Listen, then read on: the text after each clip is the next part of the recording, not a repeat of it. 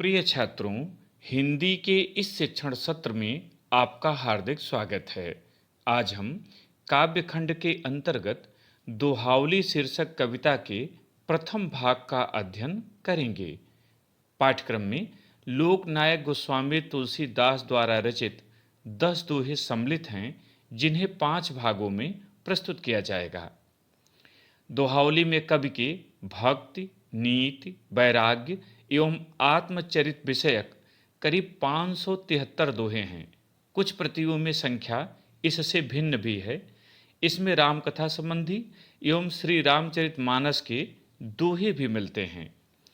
प्रस्तुत अंश में श्री राम की उदारता एवं चातक पक्षी की विशेषताओं का वर्णन किया गया है। छंद देखें।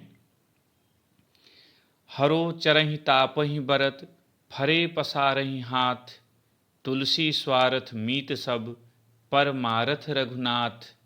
मान राखिबो मागिबो, पियसो नित नव नेहु, तुलसी तीनव तप फबय, जौ चातक मत लेहु।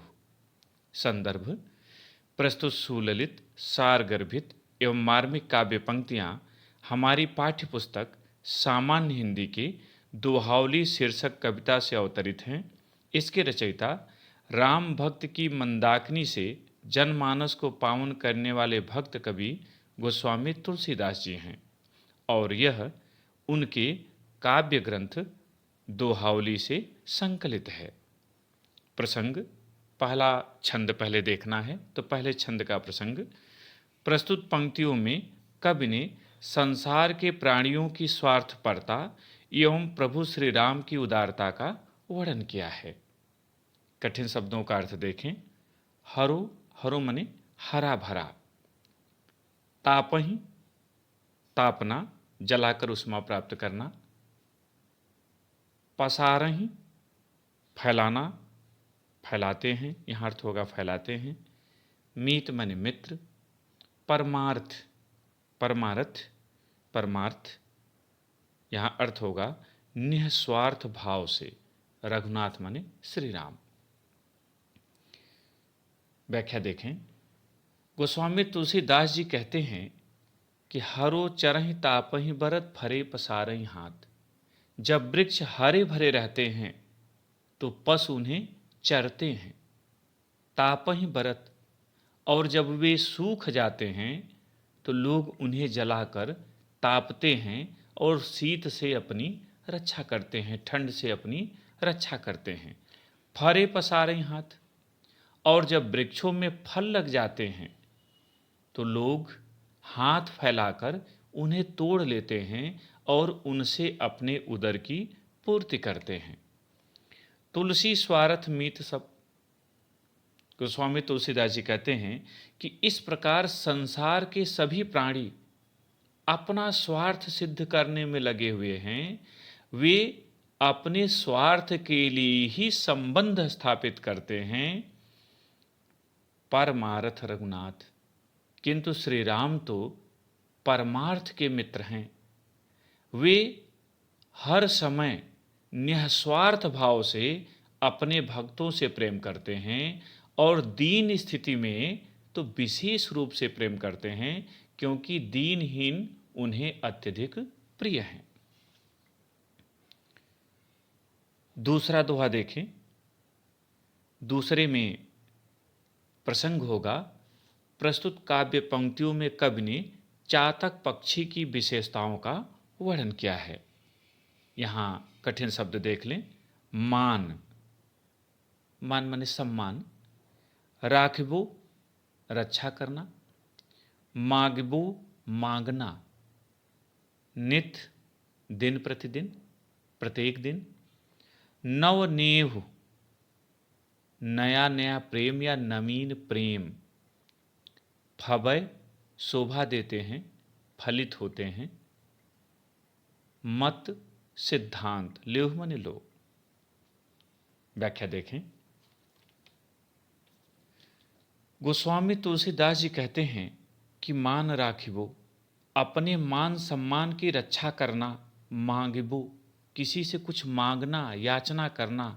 पियसेवो नित नव नेहु, और अपने प्रिय से दिन प्रतिदिन नया प्रेम स्थापित करना, नवीन संबंध स्थापित करना, तुलसी तीनों तप हवे। ये तीनों तब शोभा देती हैं, फलित होती हैं, पूर्ण होती हैं, जो चातक मत ले। जब व्यक्ति चातक पक्षी के सिद्धांत का पालन करे या चातक पक्षी का सिद्धांत स्वीकार करे। चातक पक्षी का सिद्धांत क्या है?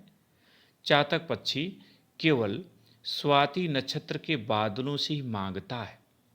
वह केवल स्वाति नक्षत्र की ही बूंद को ग्रहण करता है और उन बादलों से नित्य नया प्रेम स्थापित करने के लिए पीऊ पीऊ की आवाज लगाता है। इसी प्रकार व्यक्ति को भी अपने प्रिय से मांगना चाहिए और अपनी इच्छाओं पर नियंत्रण रखना चाहिए और अपने प्रियजनों से नवीन संबंध स्थापित करना चाहिए। पूरा अर्थ एक बार फिर से देख लें। संत तुलसीदास जी कहते हैं कि अपने मान सम्मान की रक्षा करना, किसी से कुछ मांगना और अपने प्रिय से नित्य प्रति नया संबंध स्थापित करना, नया प्रेम स्थापित करना, ये तीनों बातें तब फलित होती हैं, शोभा पाती हैं, जब चातक पक्षी के सिद्धांत को स्वीकार किया जाए, चातक पक्षी के सिद्धांत को आचरण में उतारा जाए। तात्पर्य यह कि जैसे चातक पक्षी केवल स्वाति नक्षत्र के बादलों से ही मांगता है और उनके द्वारा प्रदत्त बूंद को ही ग्रहण करता है, उनसे नया संबंध स्थापित करने के लिए पीऊ पीऊ की आवाज लगाता है, उसी प्रकार व्यक्ति को भी अपने प्रियजनों से ही याचना करनी चाहिए, अपनी इच्छाओं को सीमित रखना चाहिए और प्रियजनों से नवीन संबंध स्थापित करना चाहिए, उनसे नया प्रेम जोड़ना चाहिए। यहाँ पर काव्य सौंदर्य, तो यहाँ रस शांत रस है, छंद दोहा छंद है, अलंकार अनुप्रास एवं अनुयोक्ति, भाषा ब्रज है, शैली मुक्तक है, गुण प्रसाद और शब्द शक्ति लक्षणा और व्यंजना है। भावसाम तुलसीदास जी ने मानस में भी इस सच्चाई को इस पंक्ति में व्यक्त किया है। सुर नर मुनि सब कई यह रीति, स्वार्थ लाग करहि सब प्रीति। पद्यांश पर आधारित प्रश्न देखें। जैसा कि आप परिचित हैं कि दी गई कविता पर 5 प्रश्न पूछे जाते हैं और आपको उनका उत्तर लिखना होता है। प्रत्येक के लिए 2 अंक और कुल 10 अंक निर्धारित हैं। तो पहले दोहे के लिए प्रश्न, पहला प्रश्न, प्रस्तुत पद्यांश का शीर्षक तथा कवि का नाम लिखिए। उत्तर, प्रस्तुत पद्यांश का शीर्षक दोहावली तथा कवि का नाम गोस्वामी तुलसीदास है। दूसरा प्रश्न, रेखांकित अंश की व्याख्या कीजिए और यहाँ रेखांकित अंश है तुलसी स्वार्थ मीत सब, परमारथ रघुनाथ। उत्तर, कवि गोस्वामी तुलसीदास जी कहते हैं कि संसार के सभी प्राणी अपना स्वार्थ सिद्ध करने में लगे हुए हैं। जब तक उनका स्वार्थ सिद्ध होता है तभी तक वे किसी से संबंध रखते हैं, किंतु प्रभु श्री राम परमार्थ के मित्र हैं। वे निस्वार्थ भाव से सभी से प्रेम करते हैं।